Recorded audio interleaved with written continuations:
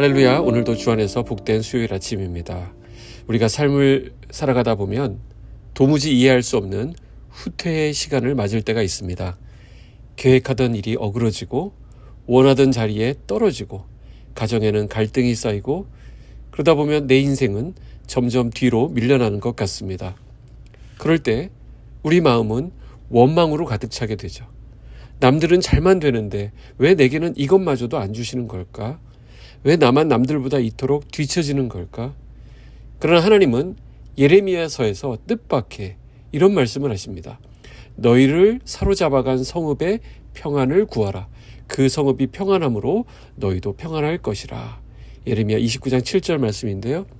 예루살렘이 무너지고 바벨론의 포로로 끌려간 백성들에게 하나님은 오히려 그 바벨론의 평안을 구하라고 말씀하십니다. 왜 그렇습니까? 그 후퇴조차도 하나님의 손안에 있기 때문입니다. 예상치 못한 그 자리, 원하지 않았던 그 사람들과의 관계, 애매한 환경과 억울한 상황, 그러나 바로 그곳이 하나님께서 나를 이끄신 자리라고 한다면 그곳에서 평안을 구하라는 것이 바로 하나님의 뜻이라는 것이죠. 오늘 혹시 원치 않는 후퇴의 시간, 뒤로 밀려나는 시간을 지나고 계시는 분 있습니까? 그 자리에서 벗어나려고 막 몸부림치기보다는 하나님께서 허락하신 그 후퇴의 시간에 오히려 평안을 구하고 그 시간 가운데 함께 하신 하나님을 꼭 붙잡으시기를 바랍니다. 그리고 다시 시작할 희망을 기대하는 오늘 하루 되시기를 주님의 이름으로 축복합니다. 함께 나누실 말씀은 요한계시록 5장 1절에서 14절까지의 말씀입니다. 내가 보매 보좌에 앉으신 이의 오른손에 두루마리가 있으니 안팎으로 썼고 7인으로 봉하였더라. 또 보매 힘있는 천사가 큰 음성으로 외치기를 누가 그 두루마리를 펴며 그 인을 떼기에 합당하냐 하나 하늘 위에나 땅 위에나 땅 아래에 능히 그 두루마리를 펴거나 보거나 할 자가 없더라. 그 두루마리를 펴거나 보거나 하기에 합당한 자가 보이지 아니하기로 내가 크게 울었더니 장로 중에 한 사람이 내게 말하되 울지 말라. 유대 지파의 사자 다윗의 뿌리가 이겼으니 그 두루마리와 그 7인을 떼시리라 하더라.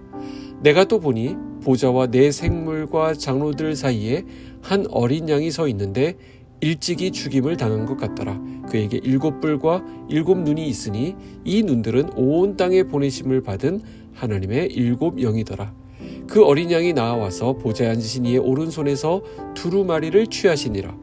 그 두루마리를 취하심에 내 생물과 24장로들이 그 어린 양 앞에 엎드려 각각 검은고와 향이 가득한 금 대접을 가졌으니 이 향은 성도의 기도들이라. 그들이 새 노래를 불러 이르되 두루마리를 가지시고 그 인봉을 떼기에 합당하시도다. 일찍이 죽임을 당하사 각 족속과 방언과 백성과 나라 가운데에서 사람들을 피로 사서 하나님께 드리시고 그들로 우리 하나님 앞에서 나라와 제사장들을 삼으셨으니 그들이 땅에서 왕노릇 하리로다 하더라. 내가 또 보고 들음에 보좌와 생물들과 장로들을 둘러선 많은 천사의 음성이 있으니 그 수가 만만이요 천천이라. 큰 음성으로 이르되 죽임을 당하신 어린 양은 능력과 부와 지혜와 힘과 존귀와 영광과 찬송을 받으시기에 합당하도다 하더라.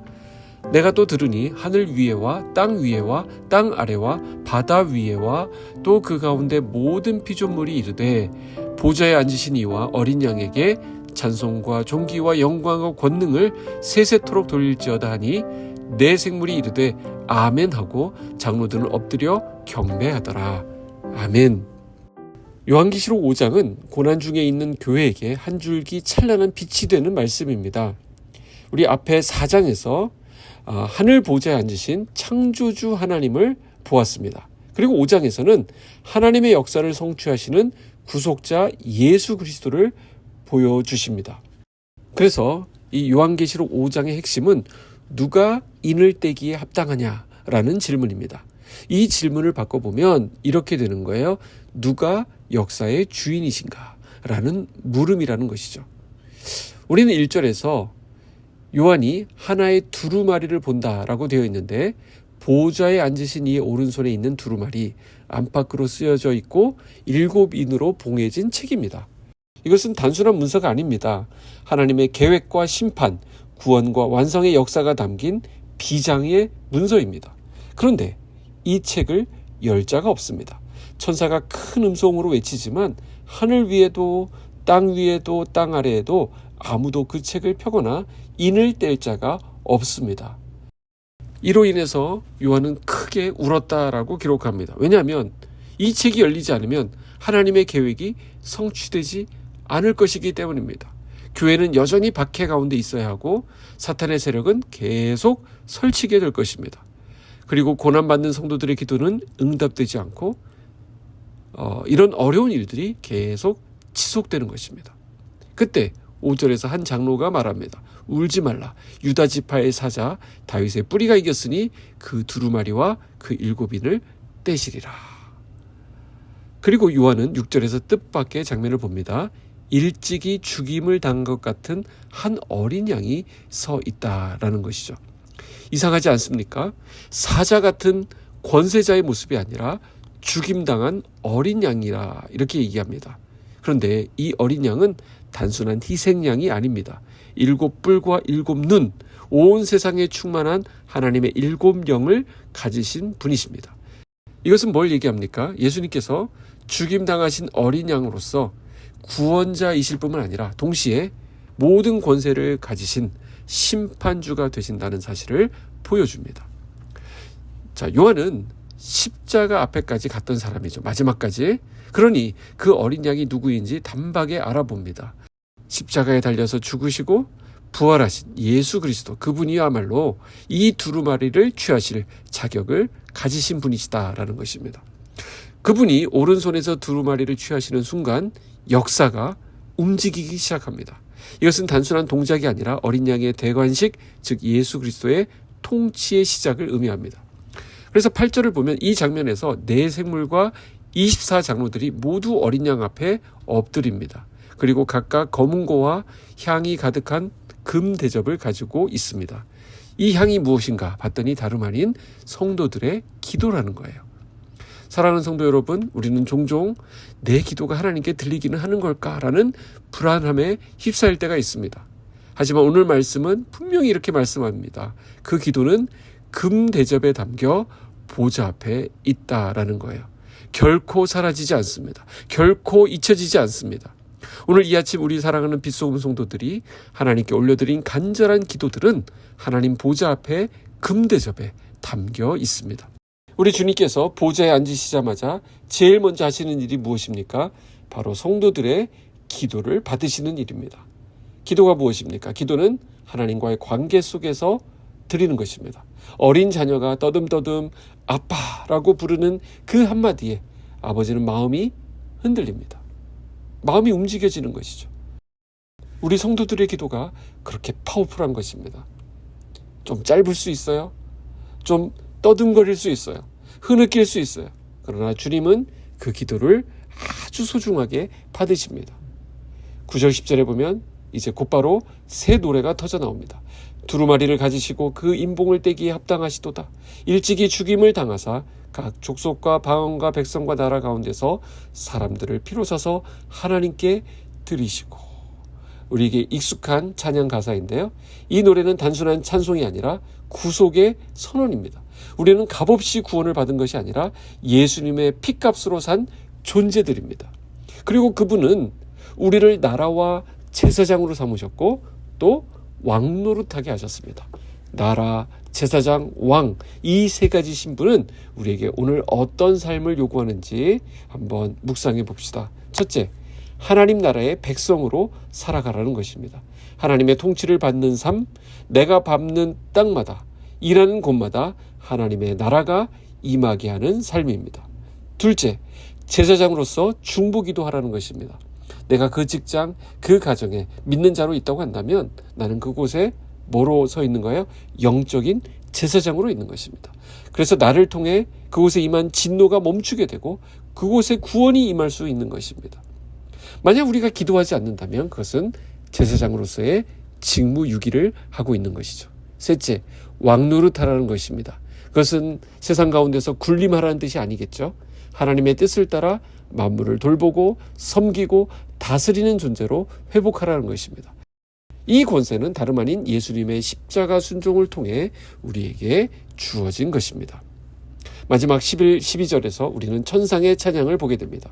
죽임을 당하신 어린 양은 능력과 부와 지혜와 힘과 존귀와 영광과 찬송을 받으시기에 합당하도다. 우리는 지금 영적 전투의 한가운데 있습니다. 이 싸움에서 이길지 질지 어떻게 될지 모르겠다라고 하는 확률 게임에 우리가 돌입한 것이 아닙니다. 이것은 이미 결론이 난 일입니다. 그래서 우리가 드리는 예배는 이미 결론이 정해진 가운데 드리는 예배가 되는 것입니다.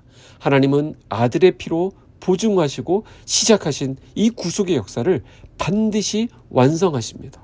우리는 연약하고 우리는 넘어지고 우리는 부족하지만 하나님은 완성하십니다.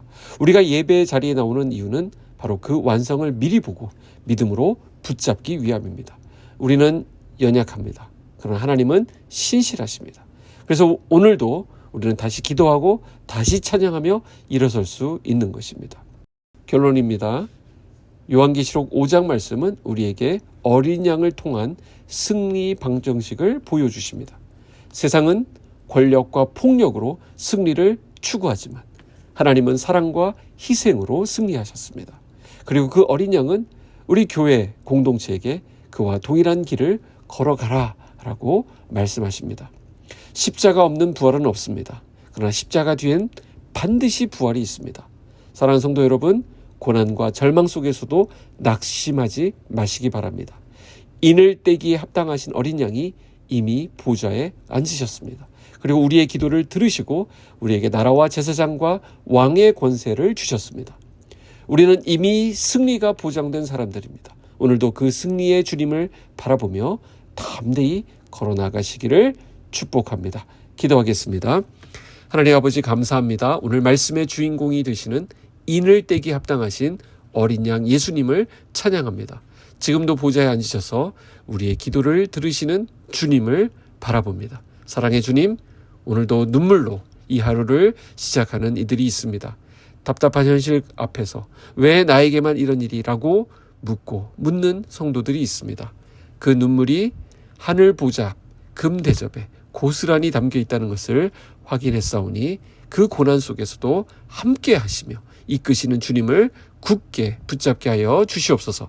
자신의 처지를 한탄하며 위축되어 있는 자들에게 울지 말라 말씀하여 주시고 그 연약해진 마음을, 그 연약한 손을 붙잡아 주시옵소서.